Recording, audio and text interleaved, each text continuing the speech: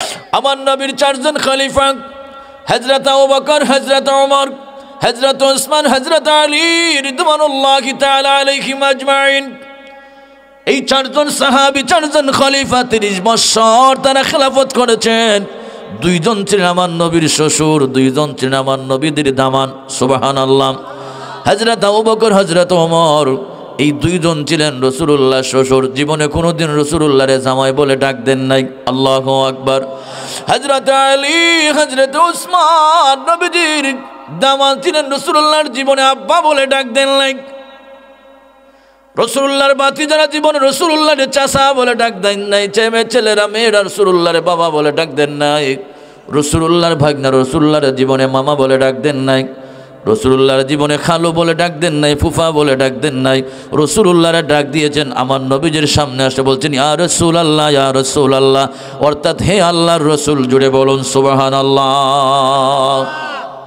সুতরাং আমরা সুন্নি মুসলমান রাসূলুল্লাহর ইয়া রাসূলুল্লাহ বলি মানে হে আল্লাহর রাসূল। হে আল্লাহর রাসূল বলা এটা বেদাত নয়, কুসংস্কার নয়, এটা ফালতু স্লোগান নয়, এটা সাহাবীদের একটা ডাক। এইভাবে ডাকা এটা সাহাবীদের সুন্নাত। জুড়ে বলুন সুবহানাল্লাহ।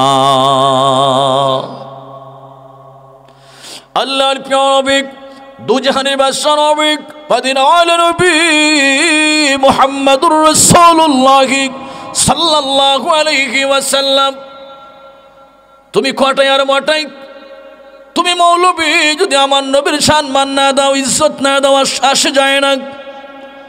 আল্লাহ কোরআনে বলেছেন সূরা লুকমানের 27 নং আয়াত, আল্লাহ বলেছেন ওয়ালাউ আন্নামা ফিল আরদি মিন শাজারাতিন আকলামু ওয়াল বাহরু ইয়ামুদ্দুহু সাবআতু আবহুরিম মা নাফিদাত কালিমাতুল্লাহ।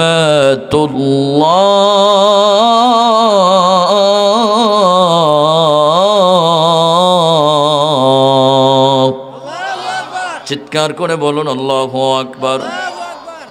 আল্লাহ ডাক পৃথিবীর মানুষেরা আসমানের নিচে জমিনের উপরে যত গাছপালা বৃক্ষ তরুলতা রয়েছে সব যদি কলম বানাও, সমুদ্রের কালে দিয়া পানি বানাও, এক সমুদ্রের পানি কেন 7 সমুদ্রের পানি কালি হয়ে শেষ হয়ে যাবে, আল্লাহর কথা শেষ হবে না।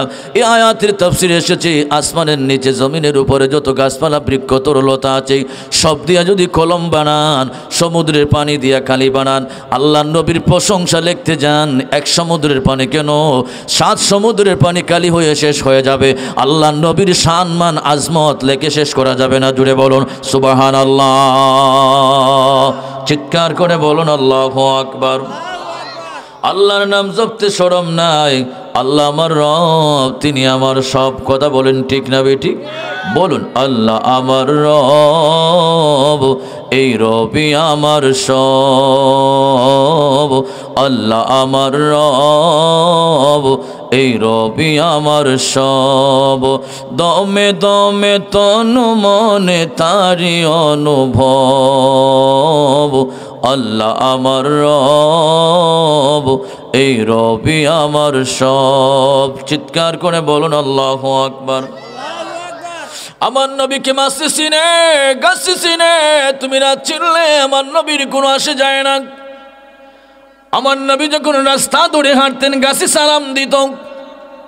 মরুভূমির রাস্তা ধরে হাঁটলে আল্লাহর নবীজির ইস্তেনজার হাজত হলে, প্রস্রাবের হাজত হলে আমার নবীজি গাছপালা বৃক্ষ তরুলতারে শুধু হাত দিয়ে ইশারা দিতেন।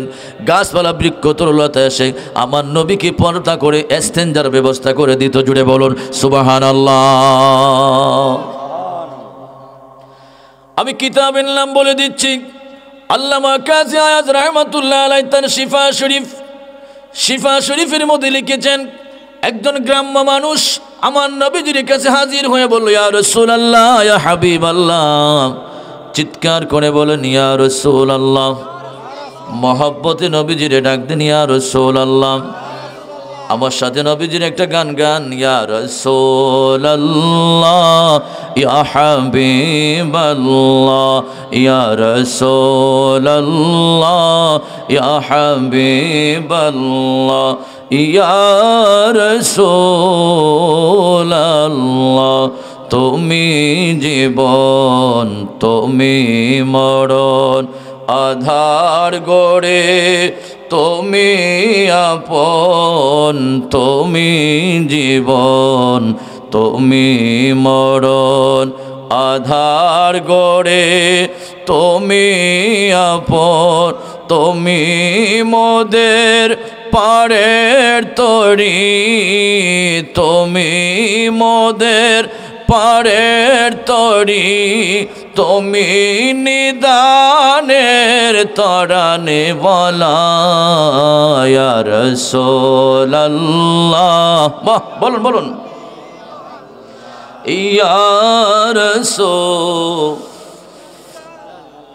তুমি আমার আশার আলো, তাই তো তোমায় ভাসি ভালো, তুমি আমার আশার আলো, তাই তো তোমায় ভাসি ভালো।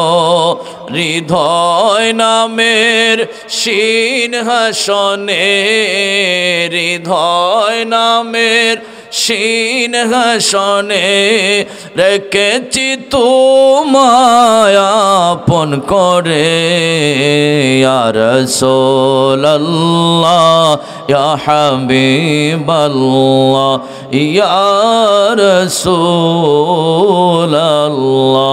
চিৎকার করে বলুন আল্লাহু আকবার। বাবাজিরা খারাপ লাগতেছে? 12টা বাজে যাচ্ছে তো শয়তানে বলবে আয় বেটা আর দরকার নাই। আমার ভাইয়ের আর কিছুক্ষণ সময় আল্লামা কাজী আয়াজ রাহমাতুল্লাহ আলাইহি তার কিতাবের মধ্যে লিখেন, একজন গ্রাম্য মানুষ মেদুন আরবি আমার নবীজির কাছে এসে বলল, ইয়া রাসূলুল্লাহ ইয়া হাবিবাল্লাহ, নবীজি গো একটা মুজিজা কি দেখাইতে পারবেন? আমার ভাইয়েরা ইংরেজি একটা প্রবাদ আছে, as you sow so you reap, যেমন কর্ম তেমন ফল, যেমন মানুষ তেমন প্রশ্ন। গ্রাম্য মানুষ আমার নবীর বলল, ইয়া রাসূলুল্লাহ ওই যে বিশাল দূর একটা গাছ দেখা যাচ্ছে, গাছটা কি আপনার কাছে আনতে পারবেন? নেই। আল্লাহু আকবার। আমার নবী ডাক বলে, আরবি আরবি যাও যাও যাও, তুমি গাছের কাছে যাও। গাছে গিয়ে বলবা নবীজি তোমারে ডাকছে একটু আসার জন্য। যেদিন আরবি মানুষ আস্তে আস্তে যায় আর কয় মুহাম্মদুর রাসূলুল্লাহ কি পাগলামি শুরু করলো। জুড়ে বলুন নাউজুবিল্লাহ। আমার নবী জীবনে কোনোদিন পাগলামি করতেন না, জীবনে কোনোদিন বানায় বানায় কথা বলতেন না, জীবনে কোনোদিন মন গড়া কথা বলতেন না। আমার নবী যা বলেছেন সব কিছু আল্লাহর কথা। কথা বলেন ঠিক না ঠিক? আল্লাহ কোরআনে বলেছে, ওয়ামা ইয়ানতিকু আনিল হাওয়া ইন হুয়া ইল্লা ওয়াহয়ুন ইউহা। চিৎকার করে বলুন আল্লাহু আকবার। আল্লাহ পাক বলে, মা ইয়ানতিকু আনিল হাওয়া ইন হুয়া ইল্লা ওয়াহয়ুন ইউহা। 27 পারা সূরা নজম। আল্লাহ বলছেন আমার নবীজি জীবনে কোনোদিন বানায় বানায় কথা বলেন না, মন গড়া কথা বলেন না, প্রবৃত্তির অনুসরণ করে কোনো কথা বলেন না। আমার নবী জীবনে যত কথা বলেছে সব হচ্ছে আমি আল্লাহর কথা। জুড়ে বলুন সুবহানাল্লাহ। আরবিয়া যায় মনে মনে ভাবি যে মুহাম্মদুর রাসূলুল্লাহ কি পাগলামি শুরু করল। আমার নবীজি মাঝে মাঝে ইসলামিক মাইন্ডে মজা করতেন, মাঝে মাঝে ইসলামিক মাইন্ডে মজা করতেন। একদিন আমার নবীজি একজন বুড়া মানুষকে বললেন, বুড়া মানুষ আল্লাহর জান্নাতে যাবে না। আল্লাহু আকবার। আরেকদিন বললেন যে কালো মানুষ আল্লাহর জান্নাতে যাবে না। কালো মানুষটা কাঁদতে কাঁদতে অস্থির হয়ে যাচ্ছে, বুড়া মানুষটাও কাঁদতে কাঁদতে অস্থির হয়ে যাচ্ছে। নবীজি বললেন, আসো আসো কালো মানুষ বুড়া মানুষ দুইজন আসো, তোমাদের সাথে আমার কথা আছে। তারা দুইজন কাঁদতে কাঁদতে অস্থির হয়ে যাচ্ছেন। কারণ হলো রাসূলুল্লাহ জীবনে কোনোদিন মিথ্যা কথা বলেন নাই। সেই আরবের যুগে যখন সোনালির বালি কোনো ব্যাংক ছিল না, ব্যাংক ব্যালেন্স ছিল না, কাফির বেঈমানরা আল্লাহ নবীজির কাছে তাদের ধন সম্পদ স্বর্ণ রূপা রাসূলুল্লাহর কাছে জমা রাখত। সুবহানাল্লাহ। কাফির বেঈমানেরা বলেছে মুহাম্মদুর রাসূলুল্লাহ এমন একজন বিশ্বাসী মানুষ, 20 বছর পরে গিয়ে আমরা রাসূলুল্লাহর কাছে যে ধন সম্পদ চাইতাম আর যেটা দিয়েছিলাম সেই ওই সম্পদই আমাদের হাতে দিতেন। জুড়ে বলুন সুবহানাল্লাহ। এই জন্য কাফির বেঈমানেরা আমার নবীজিকে আল আমিন বিশ্বাসী বিশ্বাসী বলে ডাক দিত। নবীজি সাল্লাল্লাহু আলাইহি ওয়াসাল্লাম বাসি কথা বলতেন না, মিথ্যা কথা বলতেন না, এটা কাফির বেঈমানেরাও জানতো। কিন্তু এই দুইজন মানুষ কানতে কানতে অস্থির হয়ে যাচ্ছে যে রাসূলুল্লাহ জীবনে মিথ্যা কথা বলেন নাই, তাহলে তো সত্য কথা, বুড়া মানুষ আমরা জান্নাতে যাব না, কালো মানুষ আল্লাহর জান্নাতে যাইব না। নবীজি বলছেন, আমি শুনো, তোমাদেরকে যে বলছি এই কথার একটু ব্যাখ্যা শোনায়া দেই। আল্লাহর জান্নাতে কোনো কালো মানুষ থাকবে না, কোনো বোনা মানুষ থাকবে না। আল্লাহ যখন মানুষকে জান্নাতি বানাইয়া দিবে, তখন ইউসুফ নবীর সৌন্দর্য দিবে, দাউদ নবীর সুন্দর একটা কণ্ঠ দিবে, আমি রাসূলুল্লাহর আদর্শ দিবে, আর তোমারে ভরা যৌবন দিয়ে আল্লাহর জান্নাতে ঢুকাই দিবে। জুড়ে বলুন সুবহানাল্লাহ। জান্নাতে কোনো কালো মানুষ থাকবে না, কোনো বুড়া মানুষ থাকবে না। সুবহানাল্লাহ।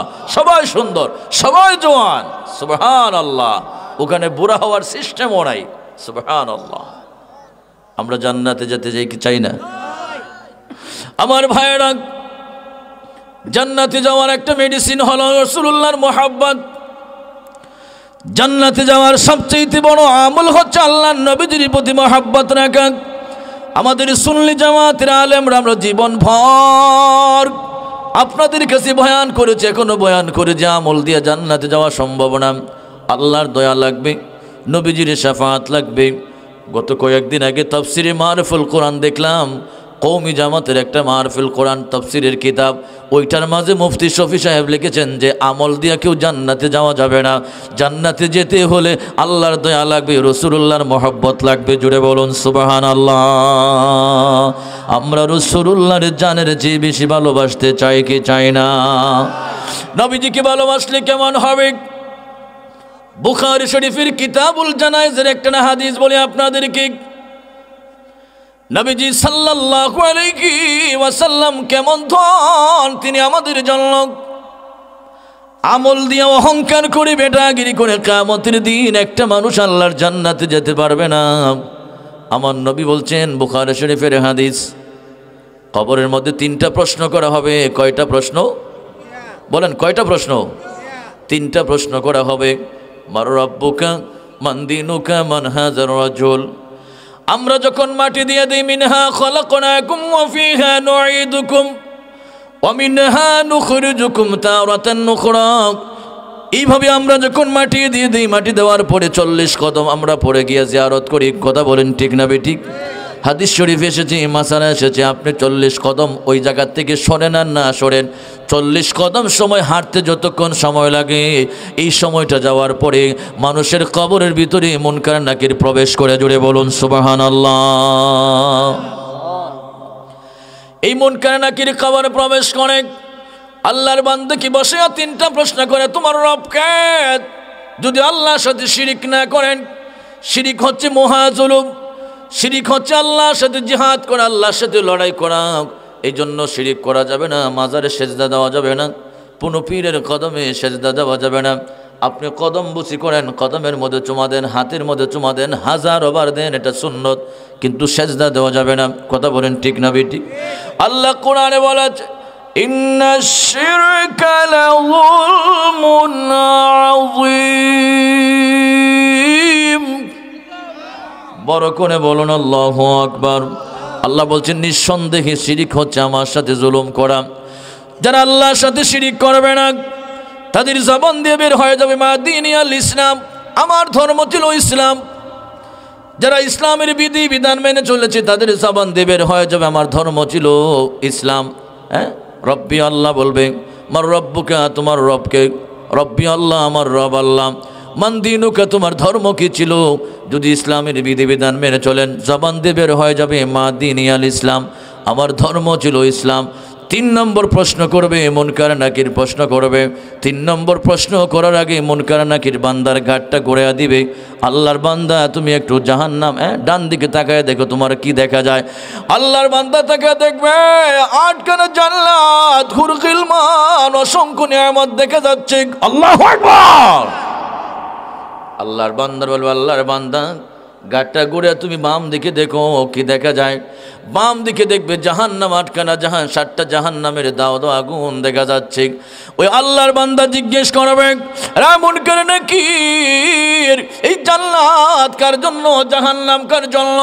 মুনকার নাকি ডাক দিয়ে বলবে, আল্লাহর বান্দা, এখন তোমাকে যে প্রশ্ন করা হবে, যদি এই প্রশ্নের জবাব তুমি দিতে পারো, তোমার জায়গা হয়ে যাবে ডান দিকে আল্লাহর জান্নাতে। যদি জবাব না দিতে পারো, তোমার জায়গা হয়ে যাবে জাহান্নাম দিকে, জাহান্নামের দিকে। রে আল্লাহর বান্দা, এই যে তোমার কবরের সামনে, তোমার কবরের ভিতরে একজন মানুষ তোমার কবরের মধ্যে হাজির। মান দিনুকা মান হাজার রাজুল, এই ব্যক্তিকে যদি রাসূলুল্লাহর সাথে আপনার মহব্বত থাকে, হাদিস শরীফে আসছে, যদি রাসূলুল্লাহর সাথে মহব্বত থাকে, তাহলে আপনার জবান দিয়ে বের হয়ে যাবে হাযা নবিয়ুনা মুহাম্মাদুর রাসূলুল্লাহ।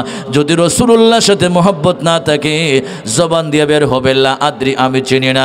যখন বলবে লা আদ্রি, আমি চিনি না, আল্লাহ বলবে মুনকার নাকির, বান্দার সাথে আর কোনো কথা দরকার নাই, জাহান্নামের সাথে বান্দার সংযোগ করে দেয়।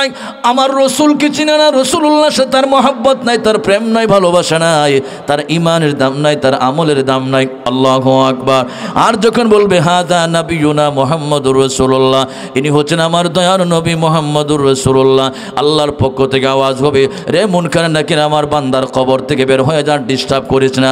আমার বান্দা আমার রসুলকে চিনে ফেলেছে, আমার বান্দার কবরটা জান্নাতের দিকে একটা সংযোগ লাগাইয়া দে। জুড়ে বলুন সুবহানাল্লাহ।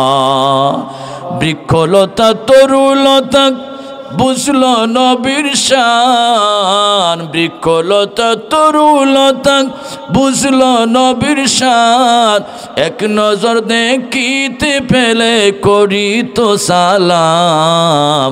নবীজি ঈমান শোনো তাহার শান, বলুন নবীজি ঈমান শোনো তাহার শান। রাস্তা দিয়ে নূরের নবী হলে চলমান, রাস্তা দিয়ে নূরের নবী হলে চলমান, খোদার হুকুম পেয়ে মেঘে করতো ছায়াদান।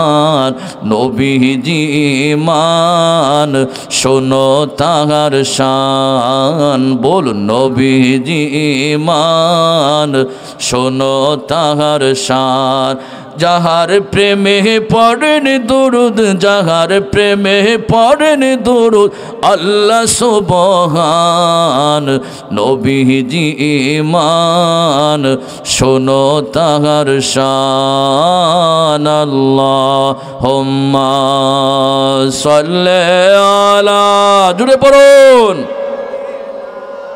বাবাজি, কাফ দেন একটা, মুহাম্মদ ওয়ালা আলি, কাপ দেন, মাওলানা। মোহাব্বতে প্রাণ ভরে ভরে দরুদ পড়ুন। আল্লাহুম্মা সাল্লি আলা মাওলানা ওয়ালা আলি।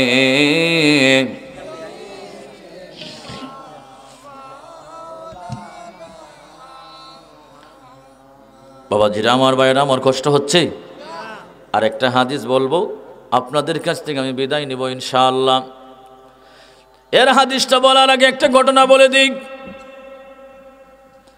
চট্টগ্রাম থেকে জামিয়া আহমদিয়া সুন্নিয়া থেকে একটা তরজমান বের হইতো, আজ থেকে 15 বছর আগে সেই ঘটনাটা দেখেছিলাম। মাসিক তরজমানে বড় চমৎকার ভাষা সুন্দর করে সে ঘটনা লিখেছেন। এই মাসের নাম কি আপনারা বলেন? শাবান মাস। আল্লাহুম্মা বারিক লানা ফি রজব ওয়া শাবান ওয়া বাল্লিগনা রমাদান। নবীজি শিক্ষা দিয়েছেন, তোমরা আল্লাহর কাছে দোয়া করো, হে আল্লাহ রজব মাসের বরকত দান করুন, শাবান মাসের বরকত দান করুন, আর রমজান পর্যন্ত আমাদেরকে কবুল করুন। আল্লাহু আকবার। আমার ভাইরা, ছোট্ট করে একটা ঘটনা বলে দেই। শাবান মাস, আমার নবীর উম্মতের মর্যাদা কেমন হবে? নবীজি সাল্লাল্লাহু আলাইহি ওয়াসাল্লামের মর্যাদার কথা তখন বললাম, আর আমার নবীর কারণে আমাদের মর্যাদা কেমন একটু আপনাদেরকে একটু বলে যাই। মাসিক তর্জমানে বড় চমৎকার ভাষায় কথাগুলি লিখেছেন। হযরত ঈসা রূহুল্লাহ মতান্তরে হযরত মূসা কালিমুল্লাহ পাহাড়ের আঁকা বাঁকা রাস্তা ধরে হাঁটছিলেন। বাবাজিরা ঘুমে ধরছে? তাহলে একটু আমার সাথে হা না কইরেন। আপনারা হা না করলে আপনাদের জজবা দেখলে আমার ভালো লাগবে, আর আপনারা যদি উঙ্গানি জিমানি করেন তাহলে আমি ইচ্ছা করলেও ওয়াজ করতে পারব না। আমার ভাইয়েরা, হযরত মূসা কালিমুল্লাহ পাহাড়ের আঁকা বাঁকা রাস্তা ধরে হাঁটছিলেন। বিশাল বড় একটা সুন্দর পাথর সামনে পাইলেন। পাথরের দৃশ্যটা দেখে হযরত মূসা কালিমুল্লাহর ভালো লাগলো। পাথরের সামনে দাঁড়িয়ে রইলেন, কেমন জানি এক দৃষ্টিতে তাকায়া রইলেন। আল্লাহ পাক হযরত মূসা কালিমুল্লাহর সাথে দৈনিক একবার নয় দুইবার নয় 24,000 ওয়ার্ড দিয়ে মূসা কালিমুল্লাহর সাথে কথা বলতেন। আল্লাহু আকবার। এটা আল্লাহর কোরআন। আল্লাহ বলেছেন, ওয়াকাল্লামাল্লাহু মূসা তাকলিমা। বড় করে বলুন আল্লাহু আকবার। ওয়াকাল্লামাল্লাহু মূসা তাকলিমা। আল্লাহ মূসা আলাইহিস সালামের সাথে বারবার কথা বলেছেন, টকিং করেছেন। দৈনিক 40,000 1,40,000 ভাষা দিয়ে কথা বলতেন। এই ভারত উপমহাদেশের মানুষেরা আমরা 8টা ভাষায় কথা বলি, বাংলা, ইংরেজি, উর্দু, আরবি, ফার্সি, হিন্দি, উড়িষ্যা, পর্তুগিজ। 8টা ভাষায় আমরা কথা বলি, কিন্তু আমরা 8টা ভাষা জানি না। কথা বলেন ঠিক না বেটি? যার যার মাতৃভাষা বাংলা ভাষা এটি আমরা বুঝি, কিন্তু যদি মানুষ ইংরাজি জানে, বেটার অহংকারের শেষ নাই। কথা বলেন ঠিক না বেটি? ইংরাজি জানার নাম আলেম না।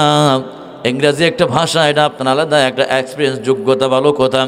যাদের ভিতরে কোরআন হাদিসের ইলম আছে তাকে বলা হয় আলেম। কথা বলেন ঠিক না বেটি? আজকে আমার নবীজিকে কাউবয় বলা হয়, গুরু রাখাল বলা হয়। জুড়ে বলুন নাউজুবিল্লাহ। আজ থেকে 1,500 বছর আগে ইহুদিরা রাসূলুল্লাহর রাইনা, আরবিতে গুরু রাখাল বলতো। আরবের মানুষেরা রাসূলুল্লাহ সাল্লাল্লাহু আলাইহি ওয়াসাল্লামকে আরবিতে গুরু রাখাল বলতো। আল্লাহ পাক তাদের মুখের মধ্যে জুতা মারলেন, সুনকালি মারলেন।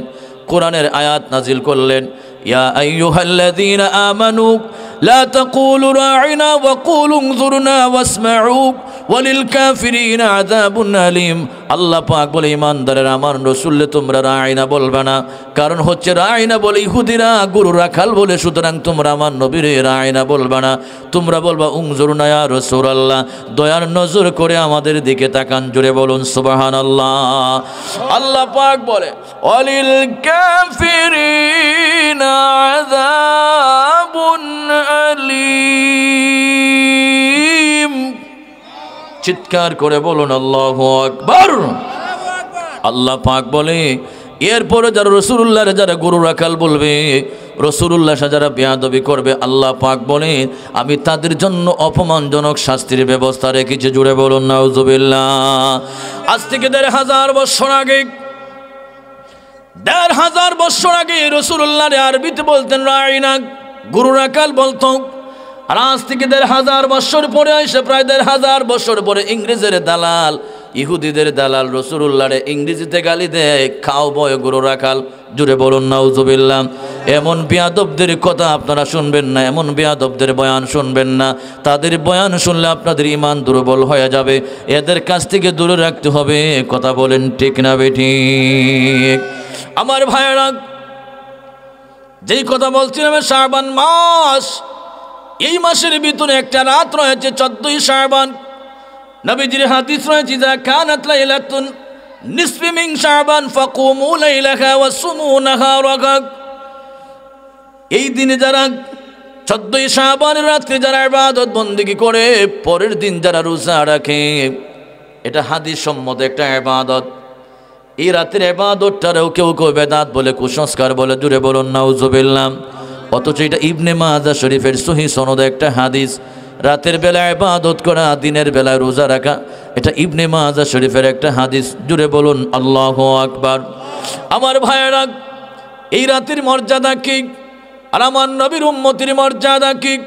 এতক্ষণ পর্যন্ত আমার নবীদের শান ও মর্যাদার কথা বলেছি। এবার আমার নবীজির মর্যাদার কারণে আমাদের মর্যাদার কি হবে, আমাদের শান শৌকত কেমন হবে একটু শুনুন। কয়েক মিনিট সময় হযরতে মূসা কালিমুল্লাহ তিনি পাহাড়ের আঁকা বাঁকা রাস্তা ধরে হাঁটছিলেন, দেখতে পারলেন বিশাল বড় একটা সুন্দর পাথর, পাথরের সামনে তিনি দাঁড়িয়ে রইলেন। আল্লাহ পাক তার সাথে কথা বললেন, মূসা কালিমুল্লাহ এই যে পাথরটার সামনে তুমি দাঁড়িয়ে রইলা কারণটা কি? মূসা কালিমুল্লাহ ডাক দিয়া বলে আল্লাহ, চিৎকার করে আল্লাহরে ডাক দেন আল্লাহ। ডাকটা হয় না এ মোহাব্বতে আল্লাহরে ডাক দেন আল্লাহ। মূসা কালিমুল্লাহ ডাক দিয়ে বলে আল্লাহ আল্লাহ আল্লাহ, জীবনে বহু পাথর দেখেছি গো আল্লাহ, এত সুন্দর পাথর আমার জীবনে কোনো দিন দেখি নাই গো আল্লাহ, এত চকচকি পাথর, এত দামি পাথর আমার জীবনে কোনো দিন দেখি নাই। আল্লাহ পাক বলে মূসা কালিমুল্লাহ এটার শুধু উপর দেখেছো, তুমি ভিতর দেখো না, এই ভিতরটা আরো বেশি সুন্দর। সুবহানাল্লাহ। রে মূসা কালিমুল্লাহ তুমি কি ভিতরটা তুমি দেখতে চাও? হ্যাঁ হ্যাঁ, যদি আল্লাহ দেখাও দেখতে চাই। আল্লাহ পাক বলে তোমার হাতের মধ্যে যে আসা রয়েছে, লাঠি রয়েছে, লাঠি দিয়ে তুমি একটু বাড়িয়ে দাও, আঘাত করো, দেখতে পারবে এটার ভিতরে বিশাল আজব কাহিনী আছে। আল্লাহু আকবার। হযরত মূসা কালিমুল্লাহ সেই পাথরের মধ্যে আস্তে করে আঘাত করলেন, আস্তে করে বাড়িয়ে দিলেন। বাড়িয়ে দেওয়ার সাথে সাথে পাথরটা দুই ভাগ হয়ে গেল। দেখা যাচ্ছে পাথরের ভিতরে একটা মানুষ দাঁড়ায়া দাঁড়ায়া নামাজ পড়ে। জুড়ে বলুন সুবহানাল্লাহ। পাথরের ভিতরে আল্লাহর জিকির করে আল্লাহর ইবাদত করে আজ থেকে প্রায় 400 বছর আগ থেকে। জুড়ে বলুন সুবহানাল্লাহ। হযরত মূসা কালিমুল্লাহ আল্লাহকে ডাক দিবেন আল্লাহ আল্লাহ আল্লাহ, জীবনে বহু মানুষ ইবাদতকারী দেখেছি গো আল্লাহ, তোমাকে ডাকে, তোমার ইবাদত করে জীবনে বহু মানুষ দেখেছি, তার মতো মানুষ দেখি নাই গো আল্লাহ। এখানে গুনাহ করার কোনো সিস্টেম নাই, সুদ খাওয়ার সিস্টেম নাই, ঘুষ খাওয়ার সিস্টেম নাই, জানা করার সিস্টেম নাই, তাস খেলা, ক্রাম বুট খেলা, জোয়া খেলার কোনো সিস্টেম নাই, শুধু ইবাদত আর ইবাদত, নেকি আর নেকি। এই বেচারা 400 বছর ধরে তোমার ইবাদত বন্দেগি করে। আল্লাহ গো আমি জানতে চাই পৃথিবীতে কিয়ামতের আগে 1 সেকেন্ড আগে এমন কোনো মানুষ আসবে না যে একা দ্বারা 400 বছর বন্দেগি করবে। আল্লাহ পাক ডাক বলে রে মূসা কালিমুল্লাহ তার মতো একজন লাখ, তার মতো হাজার হাজার লক্ষ লক্ষ কোটি কোটি মানুষ থাকবে। ওগো আল্লাহ এটা কেমন কথা? বলে হ্যাঁ হ্যাঁ, আমার নবী আখিরি নবী মুহাম্মদুর রাসূলুল্লাহ সাল্লাল্লাহু আলাইহি ওয়াসাল্লামের উম্মতের মাঝে কোটি কোটি মানুষ থাকবে। ওগো আল্লাহ এটা কেমনে? বলে আমার হাবিবের উম্মতের মাঝে একটা রাত দিব, শাবানের রাত, মধ্য শাবানের রাত, অর্থাৎ শবে বরাতের রাত। এই রাতে কেউ যদি সূর্য ডুবার পর থেকে সূর্য ওঠার আগ পর্যন্ত, অর্থাৎ সূর্য ডুবার পর্যন্ত পর থেকে সূর্য ওঠার আগ পর্যন্ত সারা রাত যদি আমি আল্লাহর ইবাদত বন্দেগি করে, একটা রাত ইবাদত বন্দেগি করার কারণে, মুহাম্মদুর রাসূলুল্লাহর ফজিলতের কারণে, তার উম্মতের আমলনামার মাঝে আমি আল্লাহ 400 বছরের নগদ সওয়াব দিয়ে দিব। জুড়ে বলুন সুবহানাল্লাহ। আল্লাহু আকবার, আল্লাহু আকবার। আমরা এই রাতে ইবাদত করতে চাই কি চাই না? যারা বলে বিদআত, কুসংস্কার জায়েজ নাই, এদের এলম এই জাতের আলেম যারা, এদেরকে তালাক দেন, এদের কথা তালাক দেন। আমরা রাসূলুল্লাহর হাদিস মানতে চাই, কোন শায়েখের কথা শুনতে চাই না। কথা বলেন ঠিক না বেড়ে? এরা বিয়াদব। কয় এই রাতে ইবাদত করা নাউজুবিল্লাহ, কয় বিদআত, কুসংস্কার। অথচ সহিহ সনদে ইবনে মাজাহ শরীফের হাদিস, এই রাতে ইবাদত করা, দিনের বেলা পরের দিন রোজা রাখা। মিশকাত শরীফ আরো অনেক হাদিস শরীফে আসছে, এই ব্যাপারে অনেক হাদিস আসে। সুতরাং এই রাতটার থেকে মানুষকে দূরে রাখার জন্য কত পায়তারা করছে। নাউজুবিল্লাহি মিন যালিক। এই খবিসদের কাছ থেকে দূরে থাকবেন, এদের বয়ান শুনবেন না, এদের বয়ান শোনা আপনাদের জন্য জায়েজ না। ভাইয়ের আমার, ছোট্ট করে আমার নবীর আশিক একজন পাগল সাহাবী, তার কথা একটু বলে দেই। হযরতে একটু দুরূদ শরীফ পড়ুন। আল্লাহুম্মা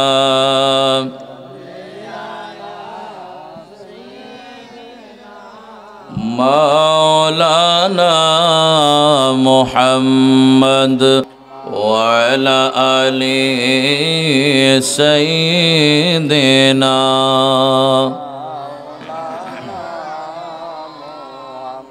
আমার ভাইরা, আমার নবীর একজন সাহাবী হযরতে বেলাল রাদিয়াল্লাহু তাআলা আনহু, পৃথিবীর প্রথম মুয়াজ্জিন। কথা বলেন ঠিক না বেটি? হযরত বেলাল রাদিয়াল্লাহু তাআলা আনহু পৃথিবীর প্রথম মুয়াজ্জিন। বেলাল রাদিয়াল্লাহু তাআলা আনহু আমার নবীর একজন সাহাবী, এমন একজন সাহাবী রাসূলুল্লাহর জন্য জীবন দিতে প্রস্তুত। অনেক লম্বা ঘটনা, তার মালিক তার মনিব উমাইয়া জীবনে কত কষ্ট দিল, এরপরও তিনি আল্লাহর রসুল থেকে তারা দূরে রাখতে পারল না। সুবহানাল্লাহ। হযরত বেলাল রাদিয়াল্লাহু তাআলা আনহু জীবন পর আমার নবীজির সুন্নাতের পাগল ছিলেন, জানমাল কোরবান করে দিতে প্রস্তুত থাকতেন। হযরত বেলালের এমন একটা বিশাল বড় রোগ বেমার হলো, হযরত বেলালের কাছে কেউ তার মেয়ে বিবাহ দেয় না। যখন শুনে বেলালের ডাক্তার কবিরাজ বেলালকে সময় দিয়েছে, বেলাল 1 সপ্তাহ দুনিয়া থাকবে, তারপরে মারা যাবে। আপনারা বলেন, কোনো জামাই যদি নতুন কোনো দামান যদি আপনার মেয়ের বিবাহের প্রস্তাব দেয়, আর যদি শুনেন জামাইটা 1 মাস বেঁচে থাকবে তারপরে মারা যাবে, আপনার মেয়েটা দিবেননি? দিতেন না। হযরত বেলাল রাদিয়াল্লাহু তাআলা আনহু 1 মাস মতান্তরে 1 সপ্তাহ দুনিয়ায় বাঁচবেন, তারপরে মারা যাবেন। বিশাল বড় অসুস্থ হলেন। যার কাছে প্রস্তাব দেন, যে শুনে কেউ তার মেয়ে দেয় না। হযরত আবু বকর ডাক বেলাল, রে বেলাল, যদি আমাকে অনুমতি দাও তাহলে তোমাকে আমি একটু বিবাহ করায় দেই। হযরত বেলাল ডাক দিয়ে বলে, আমি তো বহু চেষ্টা করেছি, কেউ তো বিবাহ দেয় না। হযরত আবু বকর বলে, যদি আমাকে অনুমতি দাও আমি তোমার একটু ওকিলাতি করি বিবাহের জন্য। আল্লাহু আকবার। হযরত আবু বকর বেলালের বিবাহের ওকিলাতি শুরু করে দিলেন। হযরত আবু বকর রাদিয়াল্লাহু তাআলা আনহু ষোড়শী রূপসী মদিনার সুন্দরী এক মেয়ের কাছে প্রস্তাব দিলেন, ধার্মিক আল্লাহওয়ালা মেয়ের কাছে প্রস্তাব দিলেন যে তোমার বেলাল যেমন তেমন একজন সাহাবী না, আল্লাহ তাআলা তার হাবিবরে কিয়ামতের দিন হাসরের ময়দানে যেদিন অনুমতি দিবেন জান্নাতটা উদ্বোধন করার জন্য, হযরতে বেলাল রাসূলুল্লাহর উটের লাগাম ধরে ধরে আল্লাহ নবীর সাথে জান্নাতে ঢুকে যাবে। জুড়ে বলুন সুবহানাল্লাহ। হযরতে বেলাল এমন একটা দাম হবে, নবীজির সাথে জান্নাতে যাইতে পারবে না পৃথিবীর কোন মানুষ।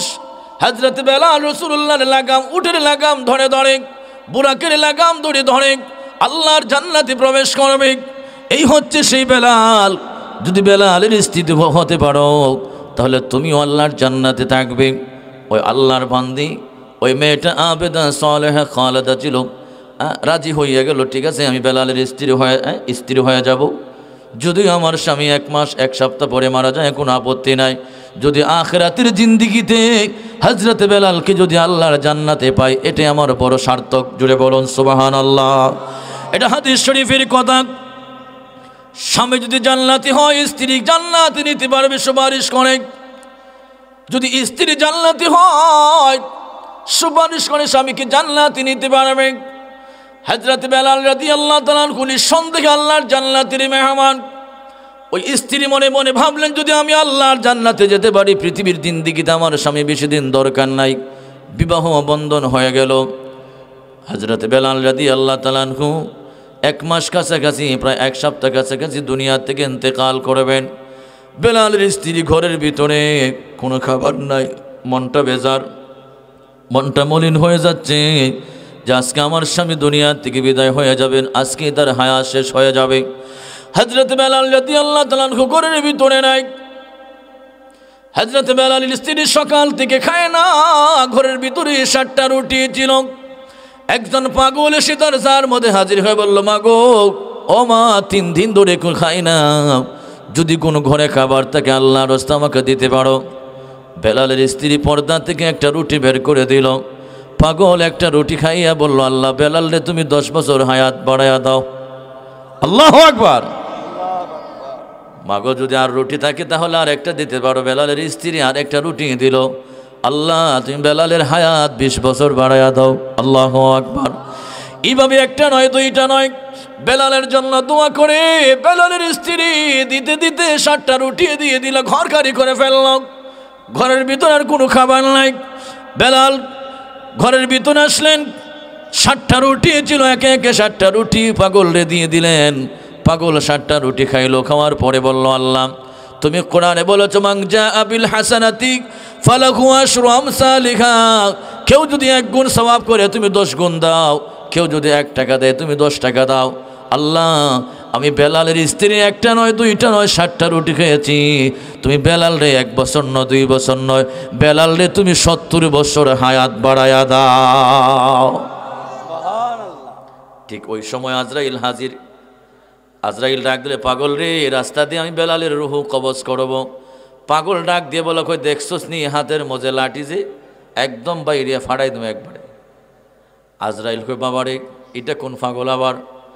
আজরাইল আল্লাহরে ডাক দিয়ে বলে, আল্লাহ আল্লাহ আল্লাহ, পৃথিবীর মানুষের রুহ আমি কবজ করি, এটা আবার কোন জাতির পাগল আমার রুহ কবজ করতে চায়? আমার ভয় লাগে তার ধমক দেখলে, তার লাঠি দেখলে।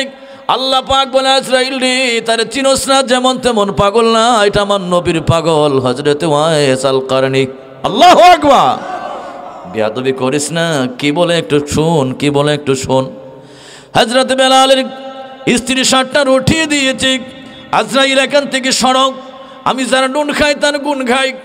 আল্লাহ কোরআনে বলেছে, 1 গুণ দিলে আল্লাহ 10 গুণ দেয়, 1 টাকা দিলে 10 টাকা দেয়। যদি আল্লাহ 10 টাকা দেয় 10 গুণ বাড়া দেয়। বেলালের স্ত্রী আল্লাহর জন্য, আল্লাহর খুশির জন্য আমাকে 60টা রুটি খাওয়াইছে। আমি 1 দিন 2 দিন 2 দিন বুঝি না, 1 বছর 2 বছর 3 বছর বুঝি না। আমি বেলালের হায়াত 70 বছর চাই। বেলালের হায়াত যদি 70 বছর আল্লাহ না বাড়াইয়া দেয়, আমি বেলালের দরজা ছাড়বো না। জুড়ে বলুন সুবহানাল্লাহ।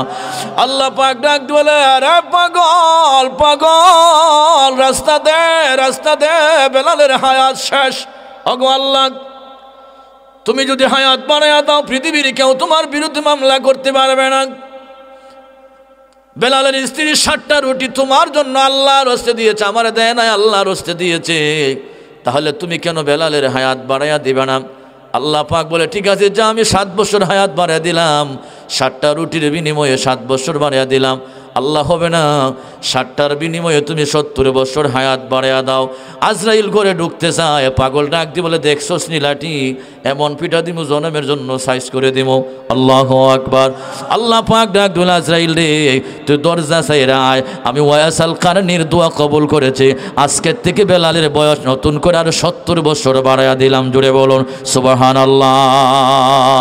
যে বেলালের স্ত্রী 60টা রুটি দেওয়ার কারণে আল্লাহ 70 বছর বাড়াইয়া দিয়েছে, ওই আল্লাহ এখন পর্যন্ত আসেননি।